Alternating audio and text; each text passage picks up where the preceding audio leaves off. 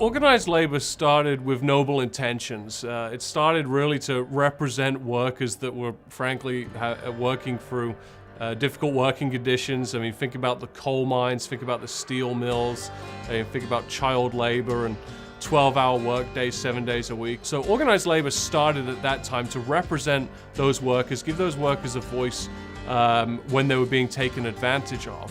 But over the course of time in both the private and the public sector more so, they started to become these political animals. They started to realize that they could take money from workers and use that money to buy political candidates, pay for political races, and then they could have influence in elections. And that influence, it comes from the teachers union, the public sector union, and the trades and construction. These unions built massive war chests, and that's how they bought their influence, and still do today. And this is important to understand. Their power, it doesn't come from the workers, it comes from the government. And if you go back far enough, even to the Wagner Act in 1935, what we call the National Labor Relations Act today, that was championed by U.S. Senator Robert Wagner from New York. And that was viewed as a gift to organized labor, as a means of establishing and enshrining in law, in federal law, a role for unions in labor relations across the country when dealing with private employers. So there's a step towards, or a step away from, sort of a privatization of unions in the AFL, sometimes analogized to syndicalism among European theorists, where workers would be the ones who would take over the industries in which they worked. And I think from that time forward, unions realized that to really entrench themselves as an entity, as an industry really, they needed to rely on the power of government to do that. They needed to receive protection under the law for their operations. In fact, several of the CIO unions were dominated by the Communist Party. But it wasn't until the Wagner Act in 1935 that ordinary, unskilled, and easily replaceable workers got the federal government on its side. And ever since 1935, the federal government has had the policy of trying to promote labor unions. And many of the individuals involved in the organized labor movement in the late 1800s into the early 1900s had sympathies with Marxist ideology, with socialism as an economic model, and viewed unions as a vehicle for advancing that class struggle. Historically, the class struggle is best described in the Communist Manifesto, which was written by Karl Marx and Frederick Engels. It's the platform for the Communist Party. Marx and Engels called for a workers' movement under this banner of communism. And of course, that means it's anti-capitalism. The early days of the unions were setting the stage for class warfare.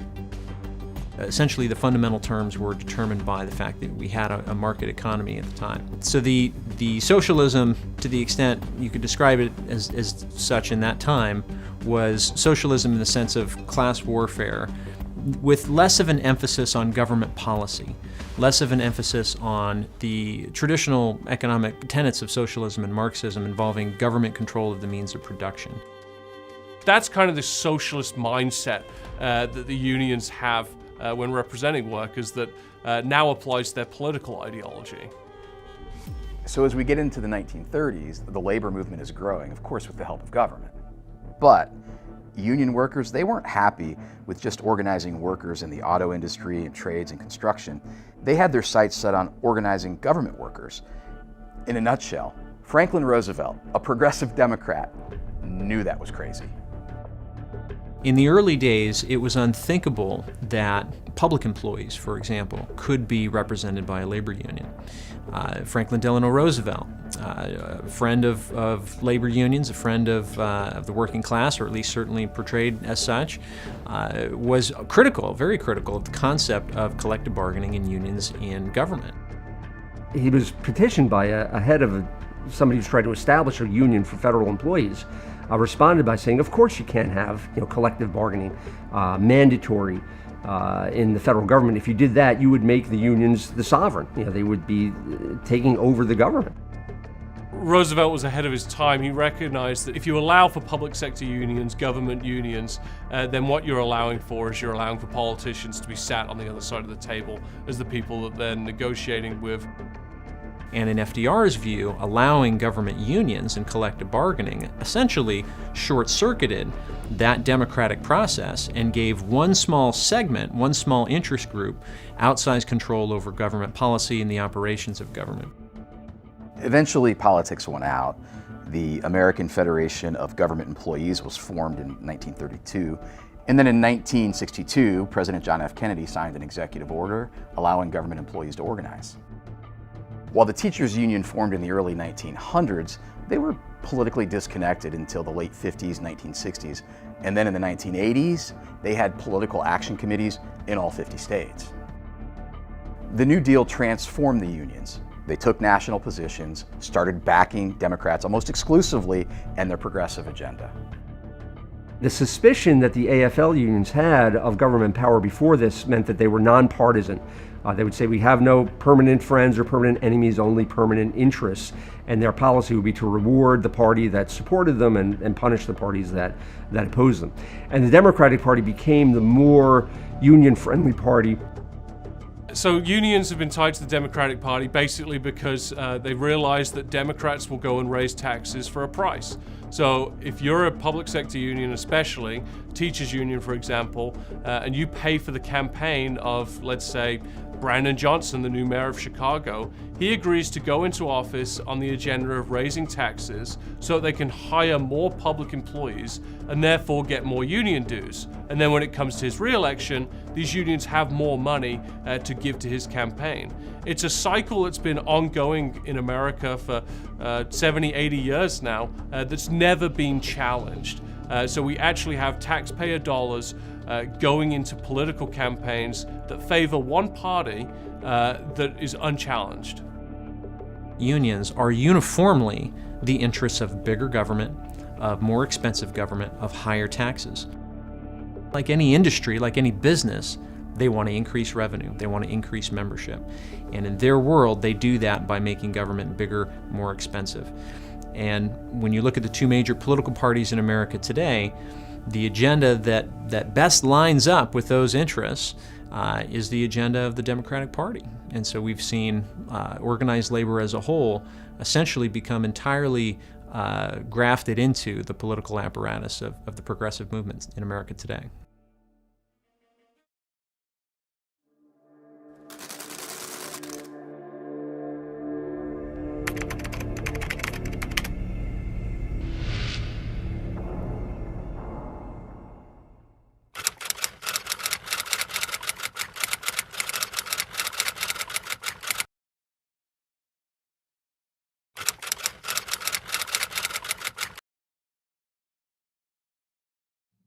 So project labor agreements, or PLAs, are agreements between multiple unions or collective bargaining groups.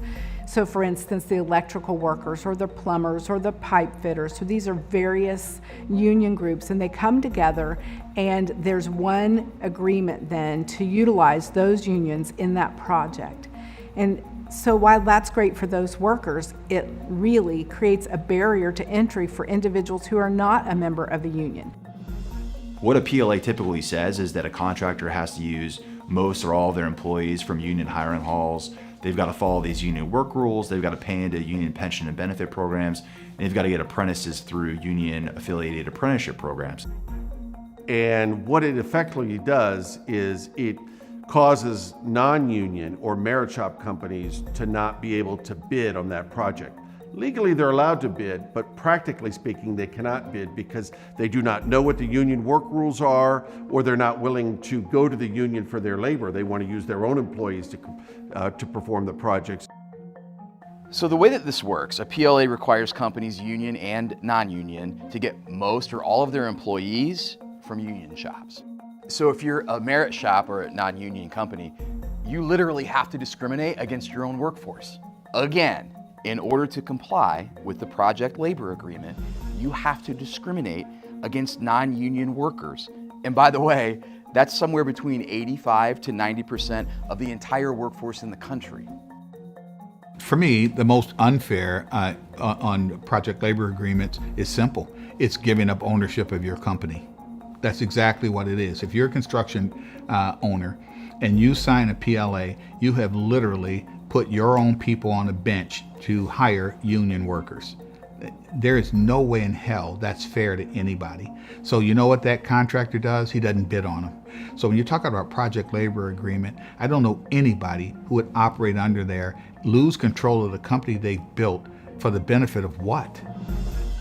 PLAs require contractors and all merit shops to follow union rules, which changes the way contractors assign workers to specific jobs. So for example, they can't multitask. They have to follow archaic union rules, which really just drives up cost across the board. The workers we spoke to said the system is unproductive, basically a waste of money. So I follow my journeyman, we go, and we were gonna be doing some lighting controls in a bathroom. We get there and he sits down and I'm like, what are we doing today, anything I need to grab? And he's like, no man, we'll wait for the foreman to bring us our materials. An hour passes by and I'm like, do we need to go get somebody? He's like, no, we need to sit here till he brings us our stuff.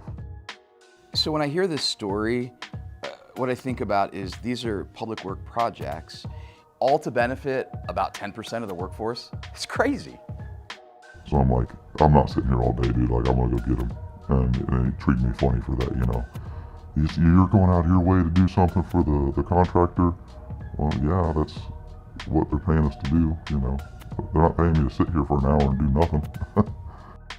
This type of thinking and operating on a job site is not only a waste of our money, it ties up skilled labor at a time when there's a shortage of skilled labor. It's exacerbating our skilled labor shortage because you can only use 10% of the construction workforce on these projects. It's bad economic policy that's inflationary and anti-competitive. If the labor that fits the PLA is not here, they'll go find the labor that fits the PLA. And if the contractor can't find the labor that fits the PLA, they go out of the region, out of the state to fill jobs a lot of the people in the area would like to have. It's important to note that non-union companies can bid on PLAs. The problem is the business owners have to pay what is really a job tax. He or she must operate as if the employees already belong to the union. They must pay union dues and contribute to benefit plans that they'll likely never use. And in most cases, it lowers the workers' take-home pay. So the employee's gonna make 5% less. Part of the prevailing wage is what we call a fringe, which pays for health insurance and pension. But all the money, there's a designation of how much money goes to pension. Well, the contractor will never work long enough to vest, so his money goes directly into the union bank. Usually there's a 6-month or 12-month waiting period on the health insurance, so the money paid for health and welfare again goes in the union bank. The employee sees no benefit. So if you had a prevailing wage rate that was a $30 base hourly rate and a $20 fringe, if the guy worked for his non-union guy, the guy would basically make $50 an hour on his check. He'd pay taxes on it, or part would go to his health insurance or maybe his 401k, but he would get the benefit of all that money. Under the PLA, he's going to get about 55% of it, and 45% of it is going to go to the union. And so it's a huge windfall for these union programs, and we call this wage theft. And they're literally stealing wages from non-union workers that's facilitated through the PLA. And we found there's been a number of research papers that suggest that it could be up to 40% of the cost of an employee's paycheck when you add everything up that gets confiscated through these schemes. So very concerning looking at organized wage theft that's enabled by government stakeholders when they require project labor agreements, especially when they're forced to pay into these pension programs, which are wildly underfunded, in contrast to some of the non-union programs that have portable 401ks or profit sharing and that kind of stuff. So I know I said this before, but I really want to stress it. Non-union companies can get these PLA projects, but it comes at a cost. It drives up the price. And guess who pays that? The taxpayer. And so the end result is that prevailing wage and project labor agreement type requirements significantly increase the cost to taxpayers for building new roads or building new schools or airport expansion, port expansion activities. Any government funded or operated construction or building projects get significantly more expensive when policy is designed to increase union competitiveness or to steer funds and projects toward union firms instead of allowing for a truly competitive bid process that best serves the public's interests. So that affects the taxpayer, and that the union companies know this, so they're going to bid accordingly because there's less competition, and that also cuts into what is already a shortage of labor. I think the union only has 10 or 15% of labor anyway, so they can't man the jobs, so obviously you pay more. So at the state level and certainly at the federal level, you've seen a growing proliferation in union-friendly jurisdictions for policies like project labor agreements that require that government projects, construction projects, or road construction or facilities maintenance or construction have to be done by companies that have engaged into some kind of agreement with labor unions or to deploy union labor on those projects. And it's steering work to this union-only, high work rules, high regulation, limited productivity sector. You're getting about 20% of your construction value reduced. And so you're overpaying for something, and that's never a good thing, particularly if it's the taxpayers. So it's not translating to more money to the workers, it's translating more money into the union budgets, which then allows them to maintain their political advocacy machine. Another great example of private sector trade unions manipulating the levers of government for their own advantage is prevailing wage laws, which just dictate essentially that government has to pay an artificially high price for the labor that it contracts with for these construction-related projects. I think most people tend to think, right, the cliche is that government contracts go to the lowest qualified bidder. Whoever comes in with the best rate that meets the specifications that the government has put out in its request for a proposal wins the contract. And generally that's the case, but when you have a prevailing wage law in effect, the wage rate is automatically set at a rate that is higher than what the lowest bidder would come up with in a truly competitive environment. So for the construction industry, which is where I'm focused, the merit shop firms are not constrained by what they call union collective bargaining agreements. And the employers of Associated Builders and Contractors will say that there's a lot of advantages to not being bound by these collective bargaining agreements with respect to productivity and merit. Workers can advance based on the value that they bring to the job site, their safety, their training, their productivity, their work ethic, their attitude, and they're not paid the same rate, which is what would be the case under a collective bargaining agreement. Workers who can do tasks across multiple different trades are allowed to do that. It's called multi-skilling, so they could be doing some electrical work, they could be doing some plumbing work, they can be doing some drywall. In the union model, they would not be allowed to do any type of work that falls outside the jurisdiction of their particular union. And so what we have now is a way of doing business that is decades and decades old, actually almost 100 years old. So we really need to modernize the way in which we're looking at including both unionized workers and non-unionized workers in an equitable fashion towards economic opportunity. And by equitable, I don't mean to take jobs from one group and give to another, but to give access to every willing, able, and capable, qualified individual to those jobs that are life-changing in their wages and benefits. It can have a generational impact.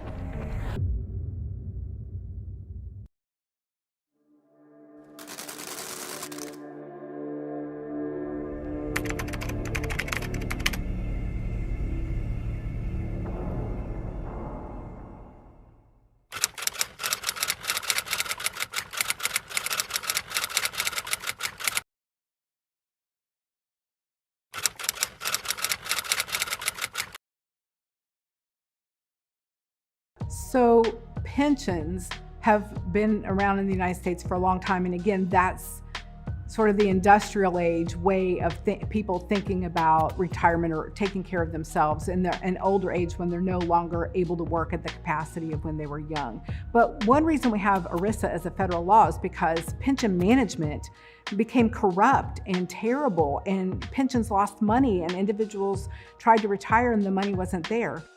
What we saw recently with passage of the American Rescue Plan, just shortly after President Biden's election, was a massive bailout, a $90 billion taxpayer bailout for dozens or hundreds of these underfunded private sector pension plans around the country. And that may paper over shortfalls for a while, but unfortunately, the bailout funds didn't come with any strings attached. Just a blank check to the struggling multi-employer pension plans through the Pension Benefit Guaranty Corporation and made absolutely no changes to the system at all. So I'm certain that in 10 or 15 or 20 years, we're gonna have the same problem again, and taxpayers are gonna be asked to continue that bailout. There were no obligations for these funds to do anything any differently than they have been for the past decades that got them to this place of needing a taxpayer bailout. Is it the job of the taxpayers to bail out a private entity because they made promises they can't keep? Well, I would submit to you, no. But people have been looking at Uncle Sam as for bailouts, in economic bailouts in many forms or fashions over many, many decades. It's not fair to the taxpayers, but politicians are prone to wanting to help alleviate people who make these decisions. Politicians have an interest in promising benefits to people who are voting today, and the tab will have to be picked up by people who haven't been born yet. So that's sort of an irresistible temptation for politicians. And public sector unions are the most powerful organizations that have been able to bring this about. There's a couple of interesting sort of legal questions here about whether the contracts that are made by state and local governments about pension guarantees and things like that are legally enforceable. Are people's claims to their Social Security benefits legally enforceable? Probably not, because if push comes to shove, and if you're actually facing a sovereign bankruptcy, then these deals are going to have to be renegotiated. Look, the unions have a history of mismanagement going all the way back to before Jimmy Hoffa. Eventually, it's at the expense of taxpayers. And for what? It's a broken system rooted in collective bargaining. So just because there's a collective bargaining agreement that calls out a particular pension structure does not equate to good pension management and the fact that there's a guarantee for later in life. It's all about leadership and management, and there's no guarantee. There are bad actors in pension management as well as anywhere else. The problem you have with the union pensions is you might have 100 guys participating in it, making payments into it, but over the years, you've got 200 guys pulling out. Look, the multi-employer pension system is broken, and it's been broken for a long time. It is a bit of a Ponzi scheme, and it's sort of like Social Security, because it depends on the new people coming in to make the benefits and promises that are made to the older folks and retirees whole. During election season, it's common to see campaign commercials championing politicians who saved worker pension plans from, Wall Street greed. I drove line haul 31 years, paid into my retirement. One day I got a letter saying half was going to be taken away because of Wall Street greed. Sherrod Brown seen it was going to screw Ohio workers, and he was not going to let that happen. He said he would get this done, and he did. I'm Sherrod Brown, and I approve this message. To blame pension mismanagement solely on Wall Street is inaccurate. There are rules and regulations about what you can and cannot invest pension money in. I mean, you actually have to meet a certain grade of investment, and usually they're fixed assets, or they're things that usually pay 3, 4, 5, 6%. It's no different than other pension plan other than you have not enough going in, too much going out with construction pensions. So instead of reforms, we're seeing a lot of pension managers getting into riskier investments, chasing higher returns. They've got a shortfall on their books. We were assuming we would be funded if we got 8%, but we're only getting 6%, so how do we close this gap? Well, that's led many of these pension plans to, again, instead of make hard decisions about who is eligible, when you're eligible, what the benefit levels are, whether you get automatic cost of living increases or not, to ignore all of those difficult questions and just move their money into still riskier investments on the hope that those riskier investments will pay them a higher return and they will close the shortfall based on their optimistic past projections. And when you have decades of malfeasance and poor estimates and pretending like you're going to get 10% return on investment every year because you're unwilling to hike the employer and the employee contributions to these multi-employer pension plans to make them whole, this is the system we're left with. And it's unfair to the folks who have had pensions that are guaranteed for their whole life, promised to them, to suddenly not have that anymore. It's a doom loop, ultimately. Economic conditions always change, and the moment you hit any kind of economic headwinds, the pension fund's viability drops through the floor, and painful, difficult cuts and decisions have to be made because those in power were just kicking the can down the road instead of being prudent and responsible and not over-promising. So this is a list of troubled pensions just in Ohio, and they're ranked by severity. We have critical, and declining, and endangered, and of course, none of that is good. Let me just say this, if you are in a union pension, you might want to check on the condition of your retirement plan. Now, meanwhile, there is a solution if pension managers are willing to accept reform. Unions typically insist on traditional pensions, what are called defined benefit plans. In other words, the union wants a guarantee that if a worker puts in X amount of time over the years and retires at age X, that employee will get a specific dollar amount as part of their pension for the rest of their life. That's not the way most of the rest of the world works now. Most of the rest of the world handles retirement using what are known as defined contribution plans. The employer will agree to put in a particular amount into a plan that is invested over time and will make whatever returns are possible given the investing conditions and choices by the plan administrators. Let me give you a comparison. In the merit shop, open shop construction world, the typical pension is paid into by a employer-financed 401k. In a 401k that the rest of the economy has, they're highly regulated by the government so that nobody can steal the money, and so that the money is invested, and the money is there for that person who pays into it. The employer pays a match, the employee pays into it, and you're vested immediately. It's your money from the first nickel. There's no waiting period, there's no 5-year or 10-year vesting that the collective bargaining agreement might have. It's yours. And if you leave that job, if for some reason your company goes out of business or you want to get a job in another state or with another contractor, you can, and you can bring that 401k with you to your new job. So just like Social Security, there's this looming pension crisis. They're running out of money. Everyone in financial services knows that. But there is this potential solution. The challenge there, it's rooted in power and politics.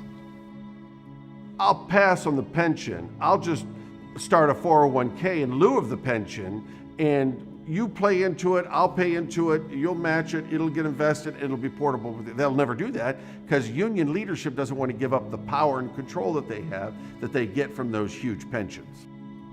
Because pension obligations are always, by definition, paid in the future, it's easy for any employer to make a concession in negotiations that says, well, we will increase your pension benefits down the line in exchange for holding the line on wages today.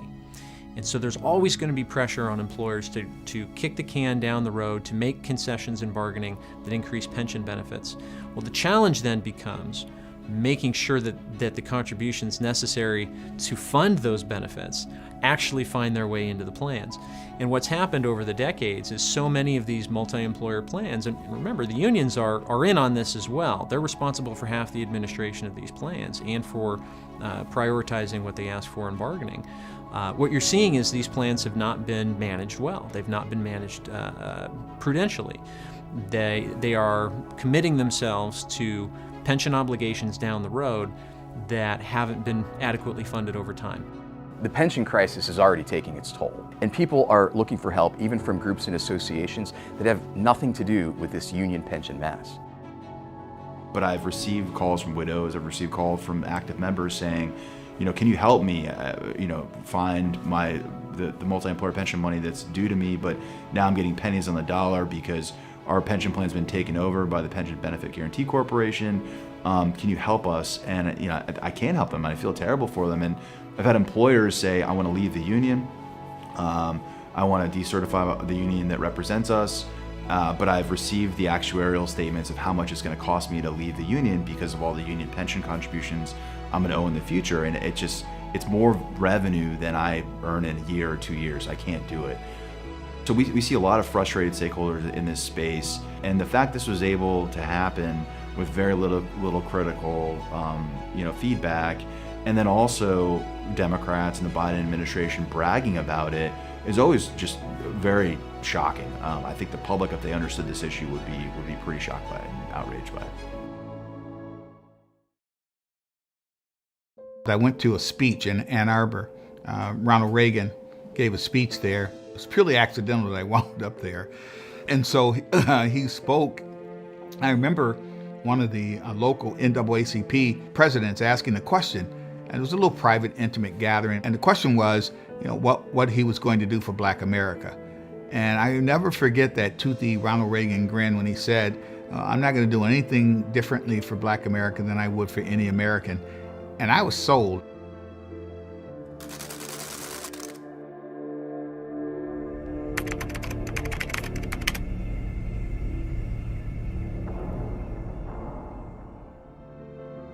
Jimmy Green is a man who believes in a merit-based society. He led a movement in the state of Michigan for a more competitive work environment when he became a leader for the Associated Builders and Contractors, also known as ABC. In order to be powerful, people have to understand what you are, who you represent, and what your core values are. And nobody knew that about ABC. They were just this little secret society of contractors. And as I got to understand really what they were all about, they were free enterprise fighters. I called them the freedom fighters. Jimmy has a strong belief in free enterprise in America, especially in his home state of Michigan. When he took over as a leader with ABC, he was in a unique role. And then imagine being the only and first, and now still the only Black man to ever lead an Association Builders and Contractors chapter. I wanted to be viewed as a merit. Not that anybody hired me because I was Black. They hired me because I was really, really good at my job. As a matter of fact, I would say I was exceptional at my job. I mean, who wouldn't want to be merit shop driven or based on merit, whether you're in nursing or recreation or retail or sports for that matter, which of course to me is the greatest merit shop industry there is. You're a great quarterback, you get to start. Lousy quarterback, you hit the bench. That's all centered around merit. Jimmy said the state of Michigan was controlled by organized labor in close association with state government. And Jimmy said if you got out of line, you got blacklisted. I have to admit, maybe that's a sick part of me. I was absolutely challenged by that. The fact that the conditions for merit shop contractors was abysmal. At the time, then Governor Jennifer Granholm had what they called a blacklist. And so she would literally use the departments under state government to discriminate, to create what they call these black marks. So they would send out OSHA inspectors, come to a merit shop work site and cite them for the most frivolous thing. Now here's why that was important for them. Because once they cited you, you had to cease work and you could not bid on additional state work until you cleared that citation. Well, guess what? You didn't get a hearing to clear that citation. They were using governmental departments to weaponize and to work on behalf of union contractors. And again, I talk about this in pragmatic terms because to the victor go the spoils. They had state government right up under their fingernails, and they used them. They used them to compete what I thought was unfair and unfair practices by vacating the opportunity for merit shop contractors to bid on work, which to me was a disservice to taxpayers. So for me, I always argue from that perspective that it was the taxpayer who was being jilted in this war between union and non-union contractors. I didn't have a problem with a union contractor winning a bid, provided that it was a low bid and it didn't sacrifice safety, quality, timeliness. What's the big deal? So in 2012, the state of Michigan passed right-to-work laws that allowed workers who worked in unionized environments to opt out of paying union dues and fees. And this was a huge deal for merit shops because it leveled the playing field and it created this open environment for competition. If you make it too costly to employ union labor, there's going to have to be some substitute. Either the capital is going to relocate. Since 1947, when the Taft-Hartley Act allowed states to become right-to-work states, employers, if you're going to set up a new factory especially, you're going to do so in a right-to-work state. If you look at where, say, Japanese automakers have located their plants in the United States, they've tended to avoid pro-union states. It can take a while because, although today, since capital is a lot more mobile than it used to be, it was hard to relocate auto factories and steel mills. But the kind of geographical mobility that capital has today means it's a lot easier for companies to relocate in places that are more flexible. In general, union membership is lower in right-to-work states, but right-to-work laws don't necessarily translate into lower union membership. In 2012, union leaders said this was legislation aimed at trying to eliminate labor unions. That was never the preface behind right to work. It was always a simple question: would you like to belong to a union? If somebody did, and that's one of the principles about Merit Shop that I loved. When you're in free enterprise, you can't be anti-something. So if you're a free enterprise theorist, you can't be anti-union. The idea is to respect people who make choices that are best for them. And it's about putting food on your table ethically and legally. And if somebody decided they wanted a collective bargaining agreement to do it, great. But it shouldn't come at the expense of Merit Shop contractors who chose just the opposite. The state of Michigan has long been known as a mainstay of organized labor. So when right to work came up for a vote, chaos broke out at the Capitol. I'm usually pretty brave, but I knew then that that this was getting bad because they were overturning vehicles and cars, and they had beat up a guy, a vendor out front that seemed to be more predisposed toward Merit Shop contractors. There was just a lot of that kind of stuff, and I remember standing up in the building, looking down, and seeing all the state police that were covering the Capitol at the time, and so it made it almost impossible for us to be able to walk into. And so we didn't, and the police even told us that. They said, look, we're not going to be able to guard all these guys. I mean, there were just 100,000 union guys out there, and there was no way they were going to be able to protect us. Right-to-work laws, they don't ban unions, and they don't stop unions from servicing the interests of their members. But rather, right-to-work laws require unions to give workers a choice about financially supporting those efforts. But during the legislative process, the tensions and anger are so high, they rule the day. I sat up there and watched that vote, and then the police had to escort us out because they were just incredibly angry. And it was a tense time, a tough time, and I got to tell you, it was a little time. There were some times when I was really nervous about my safety as well, too. So in Michigan, what should have been a statewide debate about free enterprise and free markets really turned into a politically charged ideological turf war. At the time, even our state senator, who was a minority leader, who is now our governor, Gretchen Whitmer, stood on those steps. Again, citing kind of incendiary language that just was not true. We're not afraid. We know that what they're doing is anti-worker, anti-family, anti-woman, and the way they're doing it, anti-American. And you could watch these people getting fueled and angry. These are leaders literally pouring forth a bunch of people with misinformation, and that's exactly what happened with Right to Work. It happened with prevailing wage. It happened with project labor agreements. It happened here with people just fueling these folks with unfair information. And I think that's what created all this hostility and a lot of personal hatred. In our own state of Michigan here, we've just been through this. Michigan became a right-to-work state.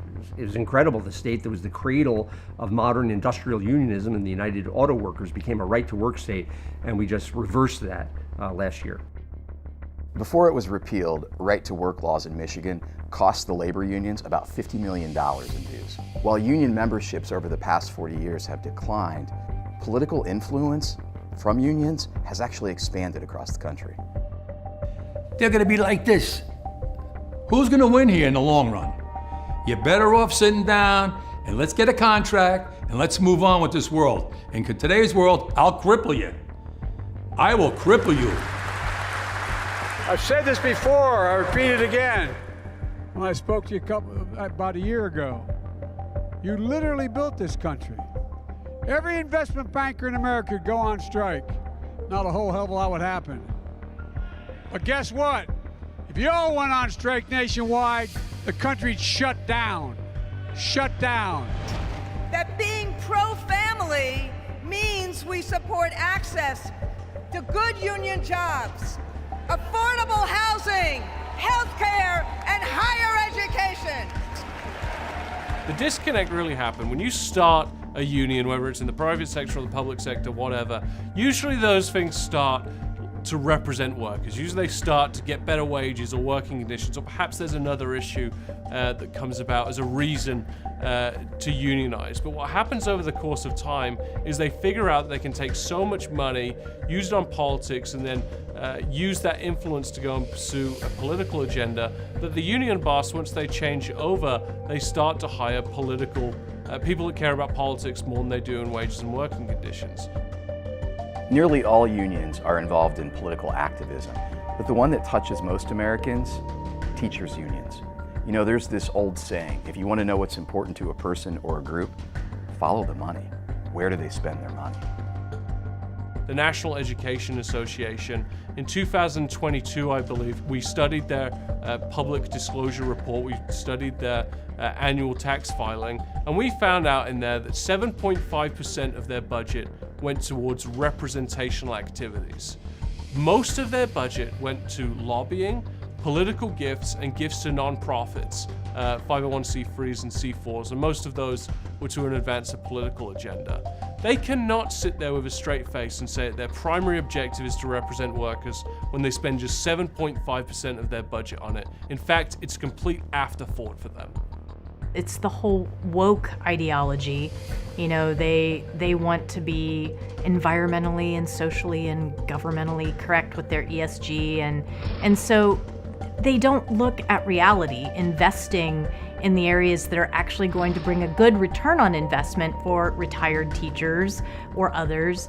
They look at what is going to make them look, well, they're virtue signaling. They want to look good to their people. The whole thing is sad and unfortunate that they're choosing politics over people. I mean, this is 10% of the workforce leaving their union in 6 years. It's a big deal. So workers are waking up to this, and the more that unions continue to go to the left and appease whatever is left of their membership, the more workers are going to leave. They would absolutely rather play ball with Democrats because they are ideologically completely and thoroughly aligned with liberal policies, not only in the way that they do business, but in the causes they support around here in the States and around the world. Can you have a free market and unions? Maybe. I don't have the answer, but I do know that as a people we need to do better, and the free market is usually the answer to just about everything. History has shown us that unions are almost monolithically aligned with the left. However, in states like Ohio, where Republicans control almost everything, the unions have to play ball. So they've started to aggressively contribute to Republicans here in the Buckeye State, which is interesting given the fact that unions and Republicans are almost always at odds. And we used to say that unions rented a few Republicans back in the day. And then about maybe 10 years ago, we'll say, they began to stop renting and taking up purchasing. And that has continued. And the reason is very simple. It's not that the union's leadership, and let's be sure we distinguish between union leadership and rank and file individuals within any particular union. But the union leadership in certain of the types of unions that typically play in the public sphere have more recently determined that the Republicans are in power for the foreseeable future, and therefore they have attempted to not just playing footsie with a few Republicans, but tried to inundate more of the class and contribute to them in ways that indicate that there is a wholesale attempt to block certain policies and procedures politically in Ohio by the sheer volume of the political investment. Balance, right? You have, on one hand, well-funded special interests, politics, power, money. On the other side, you have taxpayer value, economic reality, and probably the biggest issue in this whole thing, freedom in the workplace. There's gonna have to be a system change, a reboot.